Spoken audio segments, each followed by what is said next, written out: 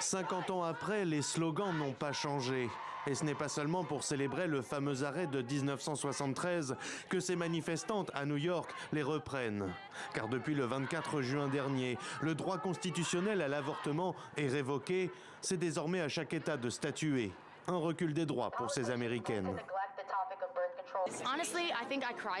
Honnêtement, je pense que j'ai pleuré ce jour-là.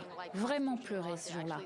Aujourd'hui, nous portons le deuil de ce droit constitutionnel. C'est une perte et c'est catastrophique. Ma mère a avorté aussi et nos vies seraient vraiment différentes si nous n'avions pas eu ce choix. Je pense que c'est absolument scandaleux que le gouvernement s'implique dans une décision aussi personnelle. Le 22 janvier 1973, par 7 voix contre 2, les magistrats de la Cour suprême donnaient raison à Jane Roe, ici à gauche, pseudonyme de Norma McCorvey, alors jeune mère célibataire, contre Henry Wade, procureur de Dallas.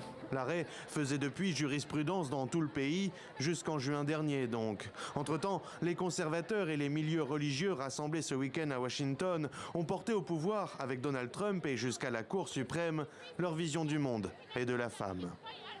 C'est une question permanente, car ce n'est pas tant une bataille au sein du système judiciaire, c'est une bataille pour le cœur des gens, n'est-ce pas? C'est une question d'idéologie, et la question de la vie n'est pas seulement liée à la jurisprudence, mais aussi à notre culture. Depuis juin, face à la décision de la Cour suprême, l'administration démocrate a dû se contenter de décrets à la portée limitée. Venue en Floride défendre une nouvelle volée de mesures réglementaires, la vice-présidente Kamala Harris s'est emportée contre les conservateurs. Les républicains au Congrès demandent maintenant une interdiction nationale de l'avortement. Je l'ai déjà dit et je le redirai, comment osent-ils ? Les démocrates ne se font pas d'illusions. Alors que la Chambre des représentants vient de passer aux mains des républicains, le dossier de l'avortement a peu de chances d'évoluer d'ici la fin du mandat présidentiel. Pas plus que la pression de la droite religieuse sur un sujet qui divise les États-Unis depuis des décennies.